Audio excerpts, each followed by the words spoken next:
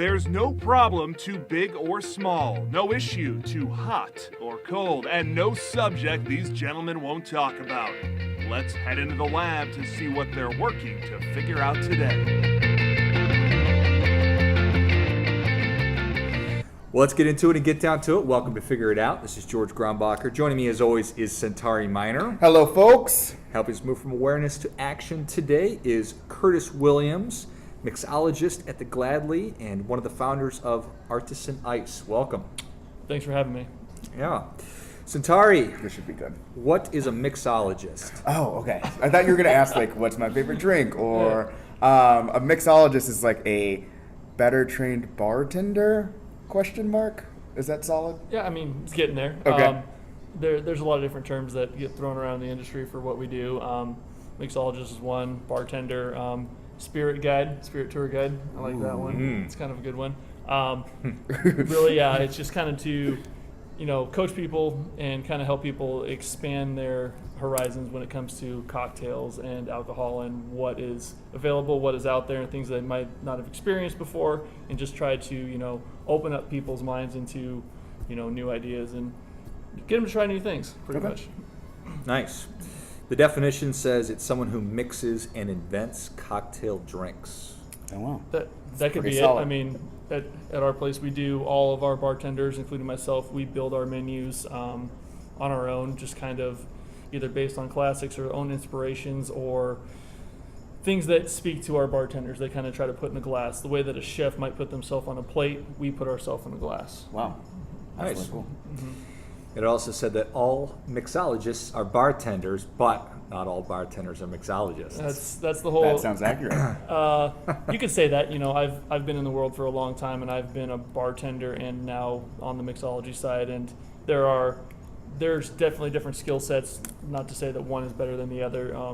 It's definitely there is a line and there's a delineation between the two, but all serve a purpose. And I think one lends itself to learning the other. You should be well-rounded and kind of have both aspects under your belt. I feel to be a fully rounded bartender and just to provide their guests with the best experience possible.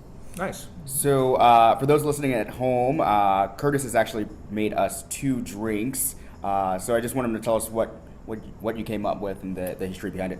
Yeah, so they asked for a couple cocktails, and I said, right now it's a very popular drink. It's coming back. It was popular back in the day, and it's still one of my favorites. Just a classic old-fashioned. Doesn't have the muddled cherry and the orange. It's just the classic pre-prohibition recipe, which calls for the spirit, which traditionally was rye, bitters, which I've used Angostura, simple syrup or gum syrup, which is what I've used today, gum syrup, and then water being the ice cubes. Wow. So it's a spirit-forward cocktail, lets the spirit shine with a little bit of accents to bring out some other flavors that are inherent in the bourbon that you might not get if you just drank it straight. Wow. So, George, I have a question for you. When was Prohibition era? What years? It's not fun being asked questions. I do not. Well, it's easy to answer when you don't know the answer, and it's okay saying that you don't know the answer to the question. So, I don't know. Fair enough. I have no idea. I have no idea. During the 20th century. At some point. In Yes. the 20s. Fair enough. During the 20th century. So, all right. So they did not have the fruit in this cocktail during that time because there wasn't. It was a little bit harder to come by, and it just wasn't something that was readily available at every bar, and most places were making just straight spirit-forward cocktails. We really didn't see the whole mixed cocktail revolution until after Prohibition, which some of it, there's a lot of stories around where that's where it stemmed from, is that people had to put other things in their alcohol to hide that they were actually drinking alcohol during Prohibition. Thus, the mixed cocktail was, that's one of the stories. That's the thing about liquor and spirits, is there's so many stories out there about so many different things, and you'll get bartenders that argue with each other to the death about which story is right and which story is wrong. Right. Interesting. I've not studied a lot about Prohibition. I think that the majority that I know about it is from watching Boardwalk Empire. So there's some truth, but definitely some Hollywood in that. Yeah. Entertaining show for sure. Definitely a lot of history during that time. So. Yeah. Why do you think that the old fashioned has become so popular, or maybe just whiskey? It seems like whiskey is very popular. Whiskey is very popular. There's been a resurgence in it. I think part of it might be due to some of the shows that are on television, Boardwalk Empire, or there's like other shows on that I've been told. I don't watch a lot of TV, honestly, but that where bourbon is always drank. Mad Men obviously was a big one. He always drank old fashions on Mad Men, so that might have been another big reason that they came back.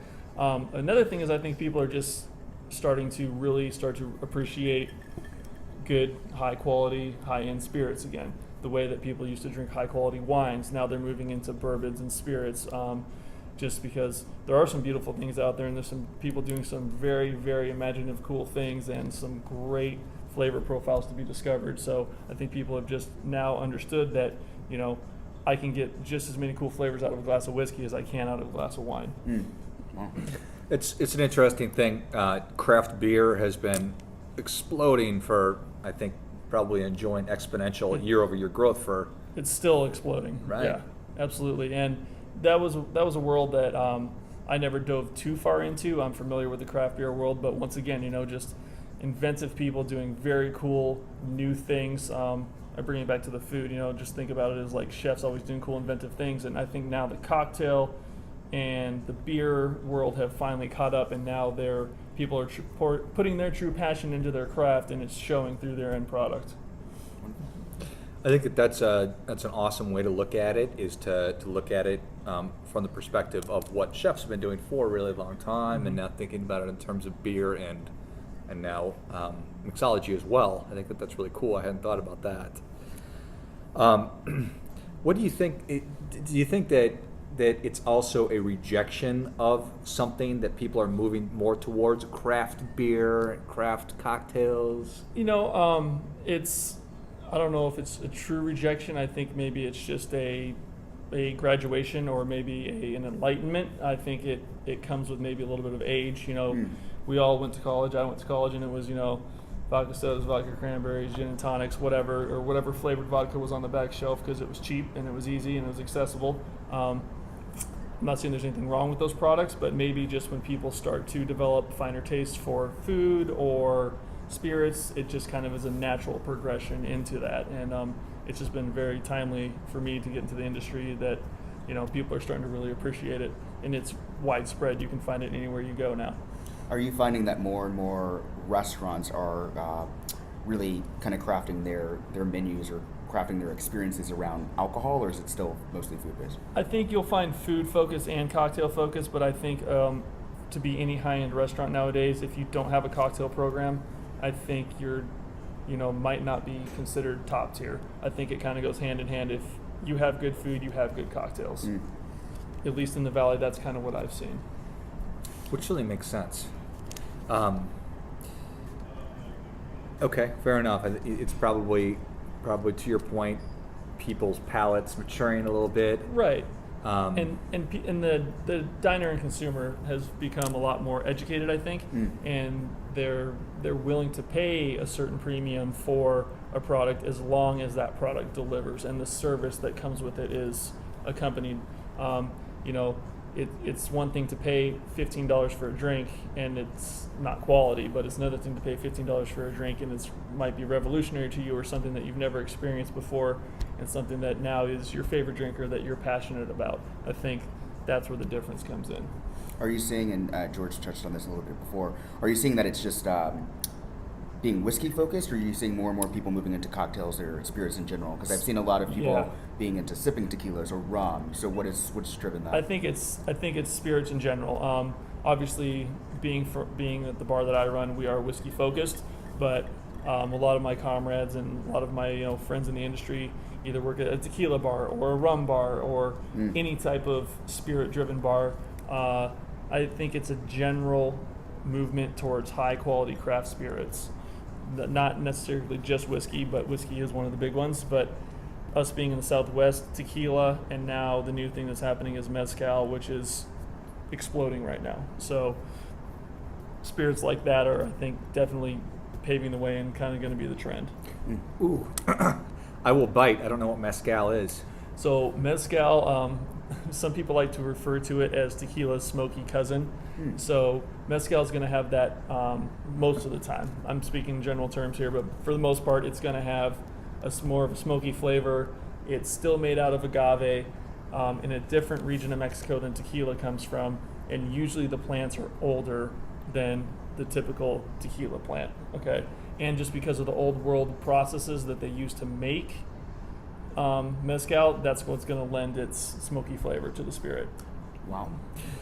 I can't imagine Mezcal being mad at you if you called it tequila's smoky cousin. That's just that's, some people have said it that way, and I thought it was a kind of a funny way to explain it to people That's that good. might not be familiar with the spirit as well as I am. Is it more expensive?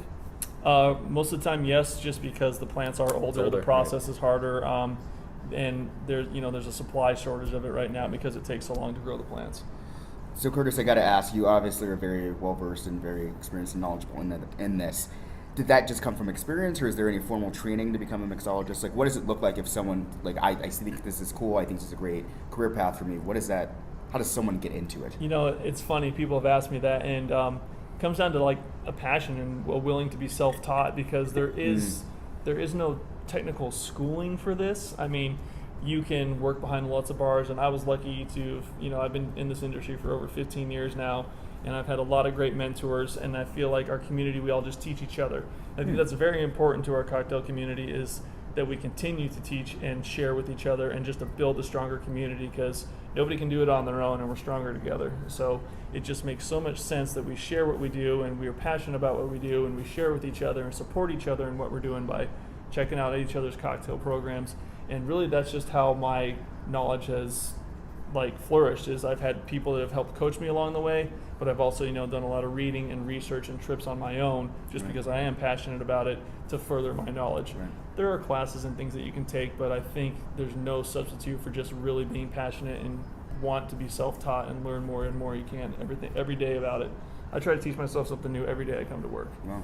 And I know that just being around you and some other bartenders, that there are certain competitions that you guys enter. How does that work, and how did this become a thing where you could compete? The competition scene, yeah. So the competition scene is an interesting one.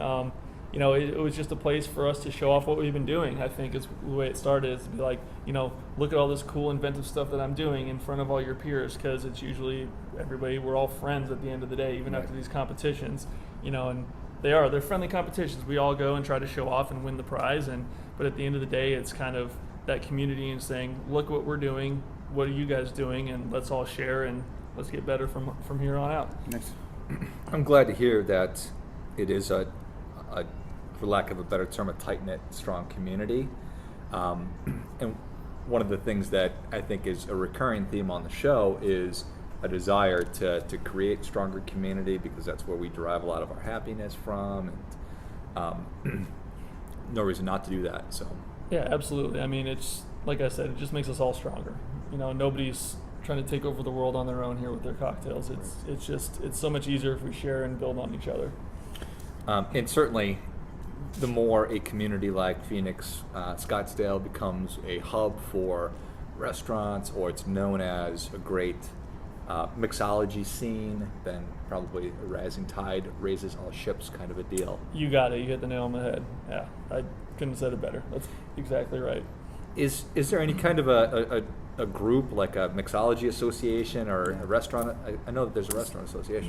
There is an organization. It's the United States Bartenders Guild that most of us are all a part of. Wow. Yeah. So that's a group of all of us that do philanthropy competitions, have meetings, and just kind of we'll bring people in to talk about spirits or educational seminars and things like that. So yeah, there is a group that we all belong to, and it's pretty active in the community. We do a lot of fun group events, and we've actually hosted a few here at the Gladly, and a lot of it is like educational seminars to help bring up the new people in the industry and get them up to speed with what we're doing.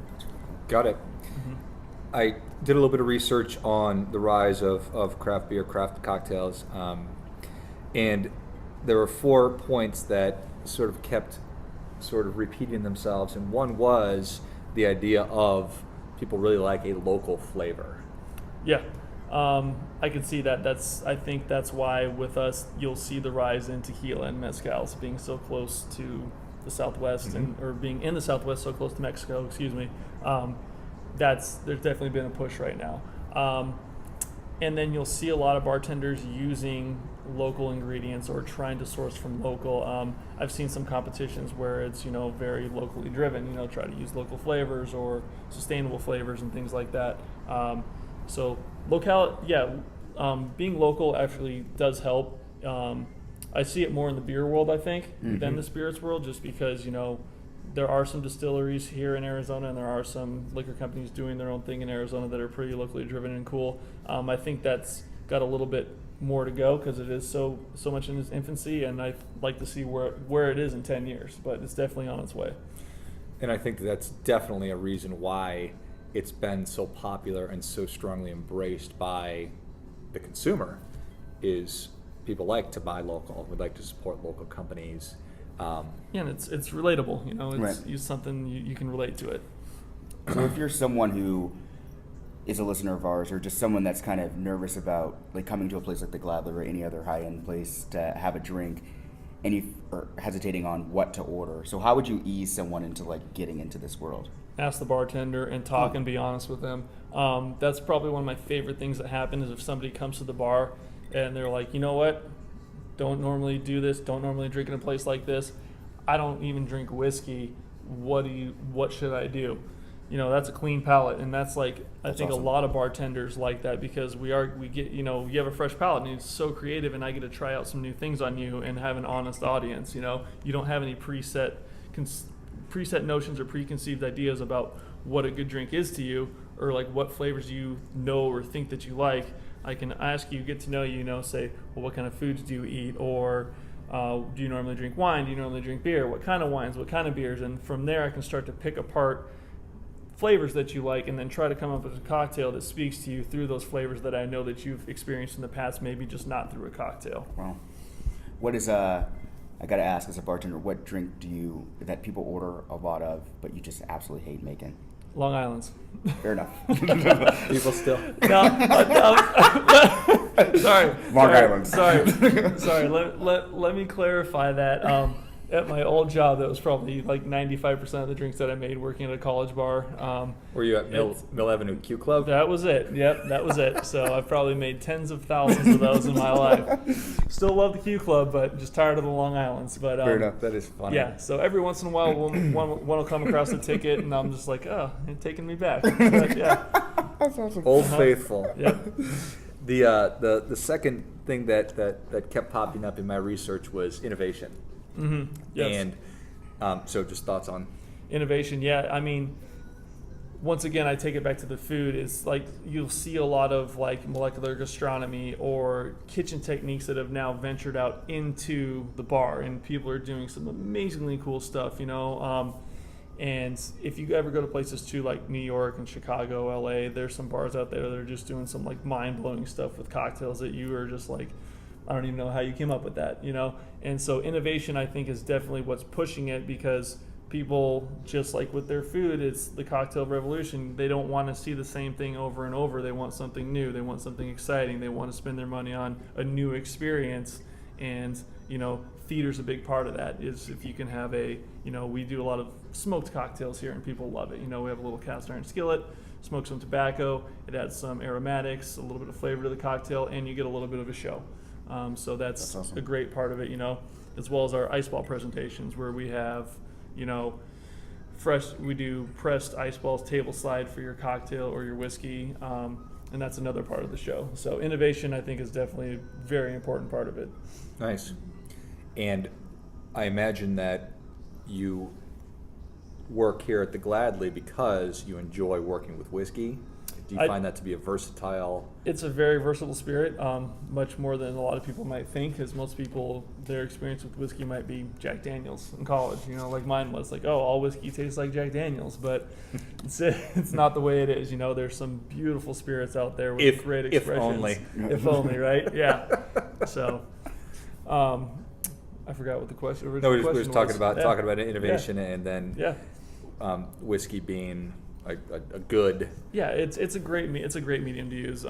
It lends itself to all sorts of different spirits and cocktails, and you can even put whiskey in tiki-driven cocktails, as most people think are as rum-driven cocktails. But you can find whiskeys that play the part very well in island-style cocktails. Nice. Wow. Excellent. Then number 3, what does that say? Looks like it might say expansion, but I don't know if that makes any sense to me. So does that make any sense to you guys? Expansion, like finding different avenues and different, ventures through the cocktail world. Yeah, I mean, I found one here. So Good job. yeah. Oh, thanks. No, I think he was talking to me. Oh, okay, gotcha. Well, thanks anyways. Yeah. So me and my business partner who used to work here with us as well, we started a ice company. I mentioned the ice balls before the ice presentation, and actually in this glass you'll see the ice cubes are crystal clear. Is this your ice? Yes, We're drinking your ice. Yeah. Okay, gotcha. Yeah, you got it. So ice is a big part of the cocktail program. It's part of the drink. It's, a lot of the drink, so it's just as important as all the other ingredients that go into it. Wow. A lot of high-end places now you'll see start to use the very crystal clear, pure air and impurity-free ice. So it started here a few years ago. Me and my business partner were helping other bars just kind of with their ice program because we had one inherently at the Gladly. And then one day we kind of just looked at each other and I was like, well, why don't we just start a company and provide ice to all the high-end bars in the Valley? And it kind of started and ventured out into that. So started a company literally about almost a year ago now, almost to the day, actually. And we started by, making our own large format ice, cutting it down, packaging it, and delivering it. What does large format ice mean? So large format ice, the way that this crystal ice starts out as 300-pound blocks, it's the same ice that they use as to make ice sculptures with. Okay. So it's made out of these machines that take a lake freezing and kind of flip it on its head for a quick description, where it's directionally frozen and there's circulation in the water the whole time. So it keeps the water from letting any air, or the ice from letting any air or impurities freeze into the block. So you're left with a 300-pound crystal clear block that we pull out with engine hoist, use big industrial bandsaws to cut it down into smaller cubes and package it and send it out. About how big is a 300-pound block of ice? It's 20 inches by 40 inches by 10 inches. Oh, Yeah. Just like I don't know what that. 20 by 40 by 10. So 20 big. by 40, or so 20 by 40 by 10. That's Yeah. huge. Oh, they're massive. Wow. It takes an engine hoist to pull them out. So Jesus. Okay.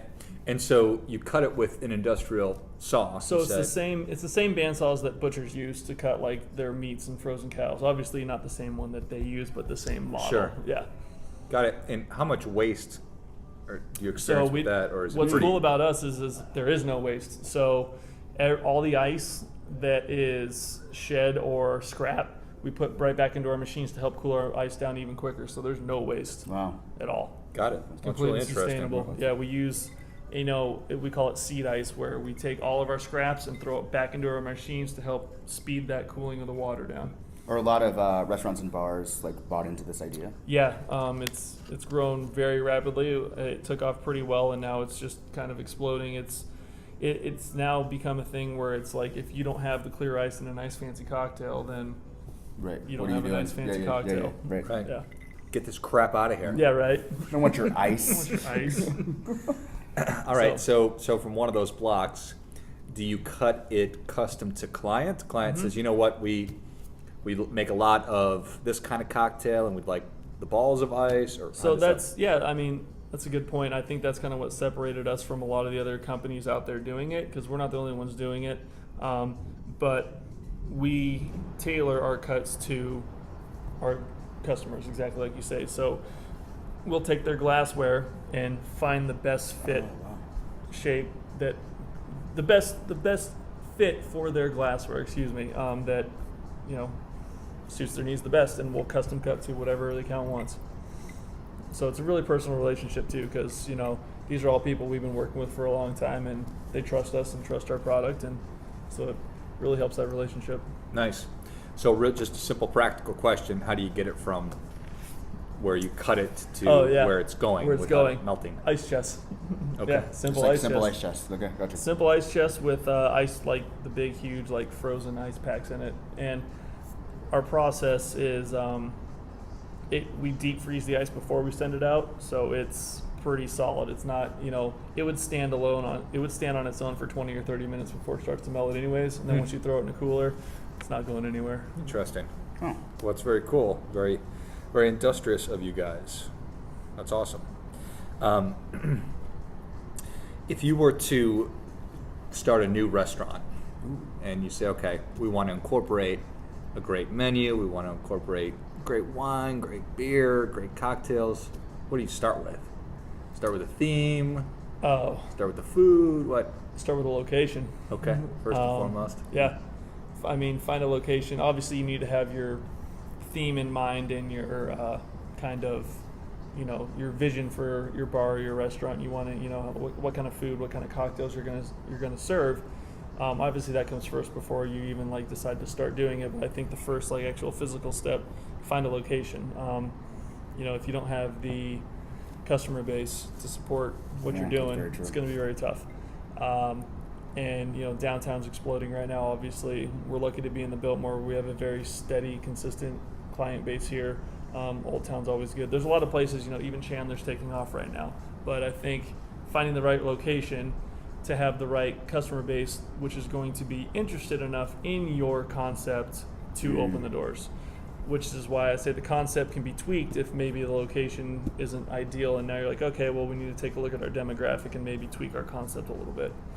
So obviously, besides the Gladly, tell us some places that you, as an expert, like locally, and then some places you've been nationally that are really good as far as cocktails. I mean, so the ones in town, you've got Undertow for your tiki bar, Bitter and Twisted downtown, Clever Koi, Crudo, Okra, Counterintuitive. I feel like somebody's going to listen to this and get mad at me for leaving them out. There's a lot. How could you not mention? Yeah, how could you not mention me? There's so many places in town that are just doing amazing things. It's like you could fill up your calendar going different places every day, And nationally, obviously, most of the bars in New York that you're going to go to are going to be pretty awesome. Gotcha. And then Chicago recently, I was out at Lost Lake, did the Aviary, of course. If you go to Chicago, you have to do the Aviary, the Violet Hour, things like that. And then still never been to San Francisco. It's on my list next, but there's some bars on my list up there. Gotcha. Okay. So I want to circle back. So we picked out a location. We think it's going to be successful. Do you start with food and then build the cocktails around that, or? I think traditionally that's kind of the way it goes. If you're building a restaurant bar, now if you're just building a bar, like maybe a place like, the Little Woody or Linger Longer, any of those type of concepts, which I also like as well. Yeah, I think that's going to be cocktails first and then food after. Okay. I think that's why it's very, very determinant on like where you are and what your demographic is before you start moving forward with any of that stuff. Makes sense. If you're in Sun City versus Old Town Scottsdale, it'll probably be a little different. Correct. Very different. A lot of prune juice cocktails. A lot of zing. Zing. How does prune juice work with whiskey? That's the one I've never actually ventured to probably try. shouldn't. Maybe There's that innovation I don't know if part, I'm going to do that to brother. do that to my guests. Yeah. You never know. Could work great. Maybe prune juice and mezcal. There you go. Let's go try it when we're done here. We'll see how it works. Yeah, we'll see how You can taste that it. You taste it. Let me know how it turns out. I'll do it. All right, so I think that Centauri touched on this a little bit, talking about somebody who's maybe not familiar with cocktails. Do you think that, I think that it could be somewhat intimidating to people. Absolutely. But if you're doing a good job and you're a professional mixologist, you can help make it a welcoming environment for people. And at the end of the day, that I think is the ultimate goal. That's what hospitality is you want somebody to walk in, sit down at your bar or restaurant, and you want them to feel comfortable, welcome at home, and like they're welcome back, and they can come anytime. Because anybody can copy a cocktail menu, anybody can copy a food menu, anybody can copy a restaurant build out. What you can't copy is how you make somebody feel when they come to your bar. You can't replicate your style of hospitality, and that goes into training your employees and training your staff, and really making sure that they're passionate about what they do, so they make that's contagious. When people sit at the bar, they can tell when people are genuinely passionate about something, and it makes them comfortable intrinsically, and it just makes them want to be there. And that's, at the end of the day, without hospitality, this whole drink thing dies, food dies, it all goes away, because that's what's really important at the end of the day. So yes, a good bartender, mixologist, whatever moniker you want to give them, they need to make people feel comfortable, welcome, and like they want to come back, ultimately, at the end of the day. Yeah. So 2 scenarios for you. If you're someone on a date, what is a drink that impresses someone? Like a guy's there or a girl, and they're just like, I'm going to order this. What does it? So if I'm a guy ordering a drink to impress a girl, I don't know if you can do that, but I mean, so if you're a girl, if you're with me, this is tough. I'm married. I haven't been on a date in a long time with anybody but my wife. I swear. It's if a girl ordered any type of whiskey-driven drink or a super old, like Prohibition-style classic cocktail, I'd probably be pretty impressed. What that would be. Oh, like, an old-fashioned like we're drinking, or a Manhattan, or a Aviation, or a Sidecar, or a Sazerac, or any of those like 100 classic cocktails, I'd be like, oh, okay, this is a little interesting. And if you're another question, if you're with a group of clients or some other people that you're trying to impress professionally, what would you throw out there? I'd stick to like things like old fashions and Manhattans. Okay. I think I would stick to that. It's just straightforward, classic, not over the top. It's not going to sound too like pompous, maybe like what's this guy ordering? I dig type that. of thing. I love it. Got it. So that's an interesting question. Do you have something in mind? If you were really trying to impress somebody, you go on a business meeting, you're like, I'm really gonna knock the socks off this person. Yeah. Actually, I've done. That's a good question. Dirty gin martinis. People are always like, I would never expect someone to order that, and I'm like, it's amazing. Let's have one, and they like it. Yeah. Why don't you just order a straight up gin martini? What, I'd be more impressed with that. Really? Yeah. I can't get through. Well, okay, Yeah. I'll try it next. I will take it from the mixologist. I was like, you sit in my bar all the time, so you Okay. tell me, straight up gin martini next time. Well, I will do that. There you go. You just made your bed now. Yeah, I did. Nice. I guess I've got 2 questions that are related. Do you find that the price of a craft cocktail can be a deterrent for some people? If it's a $6 vodka soda or a beer versus a $15 whiskey drink? Yeah, absolutely. I think it can be a deterrent, but once again, circle back to what I kind of said earlier. You're gonna get what you pay for, though. You know what I mean? And that's our job as well, is to explain and kind of guide people through the cocktail and be like, well, this is why these things are all here, and this is why this is a part of this cocktail, and this is what you can expect from this cocktail. So if you're gonna give me $15, I'm gonna promise to deliver X to you. So yeah, it can be intimidating, but I think people need to go in kind of knowing what they're getting into too. If you're gonna go to a craft bar that has high-end spirits, you're probably not going to get out for less than $10 to $12 a drink. Got it. Do you think that it causes people to drink less, or are they going to drink the same no matter what? And don't think about that with me in mind. Okay, I was going to say, it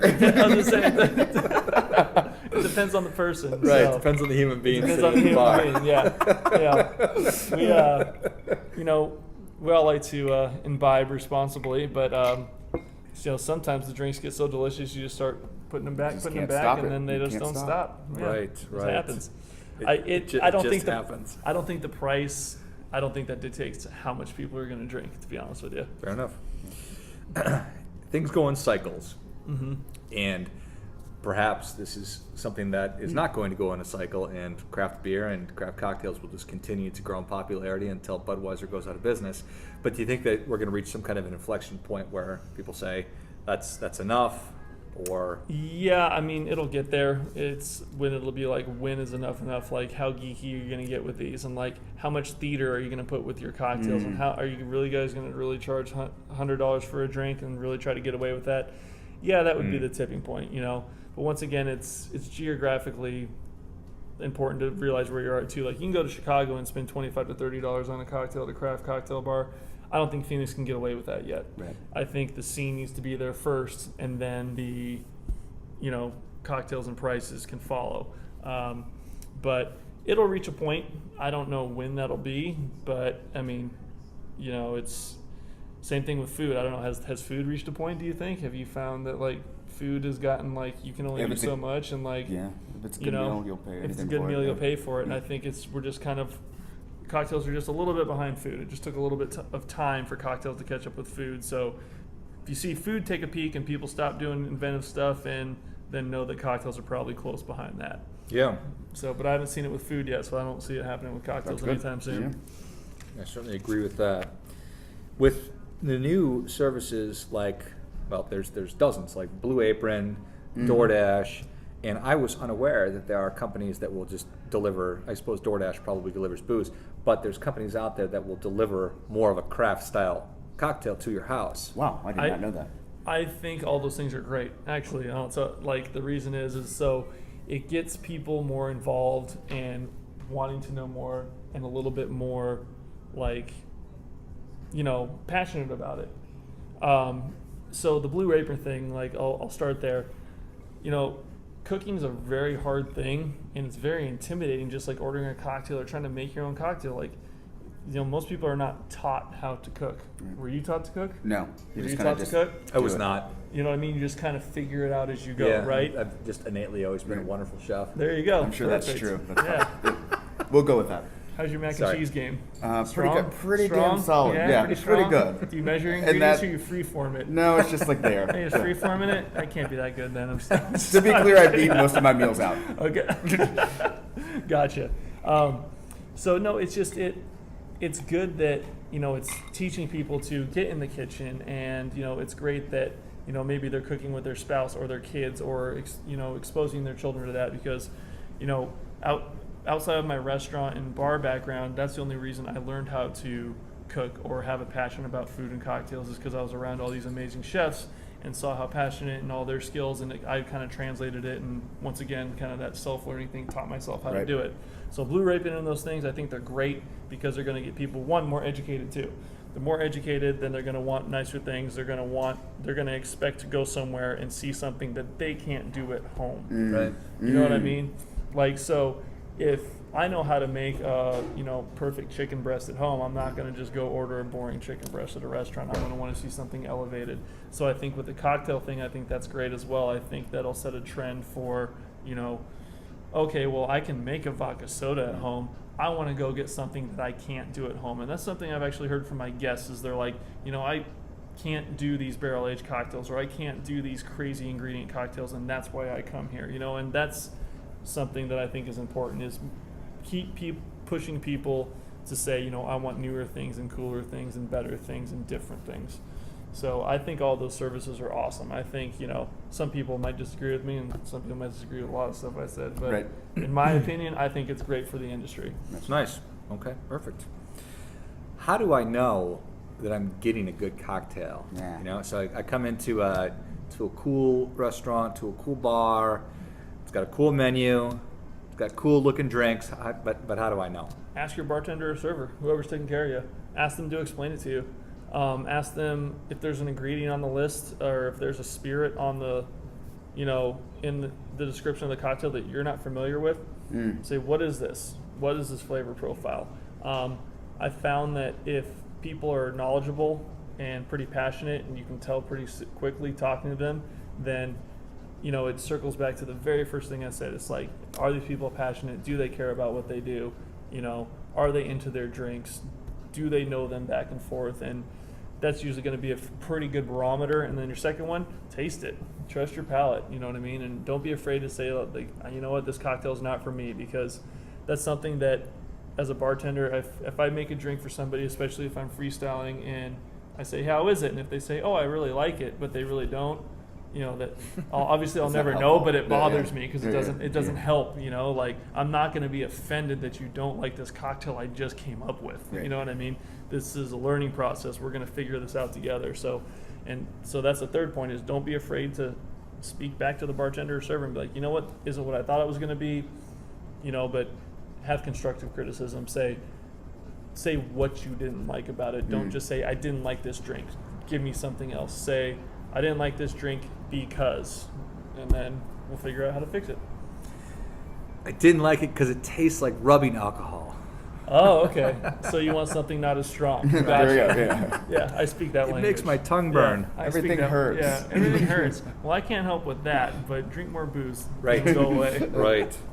All right. So somebody that really enjoys a nice cocktail and they're thinking to themselves after listening to this, yeah, I love going out and I love a great experience in a bar and socializing and interacting with the bartender, but maybe I want to have a couple cocktails at home. What are the building blocks that you would recommend somebody get if they wanted to make a good whiskey drink? Bitters, some type of sugar mixture, whiskey, ice, and then tools. All right, you need a mixing vessel, Yaris, things like that. There's a lot of good YouTube stuff out there if you really want to dig into it and bet. like how to set up your standard bar or grab some books, man. Like get on Amazon and get some basic books on cocktails and home bars and stuff like that. That's the best advice I could give to somebody. Or go sit down at your favorite bar and ask your favorite bartender or your favorite server, hey, what do you have in your bar, or what should I put in my home bar? Because I can give general sweeping broad paint strokes, but if you go to your bartender who knows you, they're going to be able to give you a very narrowed down definitive list of things that you should have in your bar. Nice. That's awesome.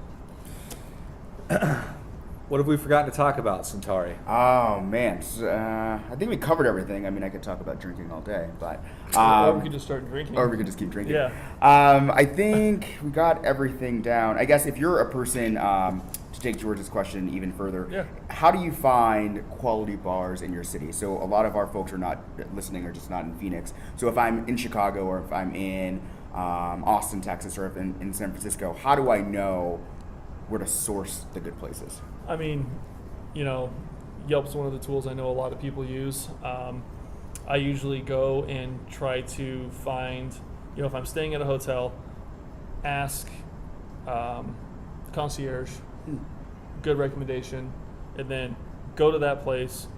And if it's a place that you like and they're doing good things, ask the people working there where they go. Oh. That's the key. That's what I do in cities I don't know. Is I go find a cool bar or restaurant that I like, and then I ask those bartenders, hey, where do you go, or where would you go? Okay, because that's how you're going to get the most honest recommendation outside of the internet or anything else. That's great. Find a cool bar. Concierge are usually good at sending you to a good place, and that's how I would start my search. And then find a place, make sure you like it, make sure they're doing good drinks, make sure that they're, everything is the way that you like it, and you would replicate that and have a good time. And ask the people working there where they enjoy to go. Sweet. Awesome. So, Kurtis, as our time is drawing to a close, what else would you like to share or get off your chest, sir? I don't have that much baggage.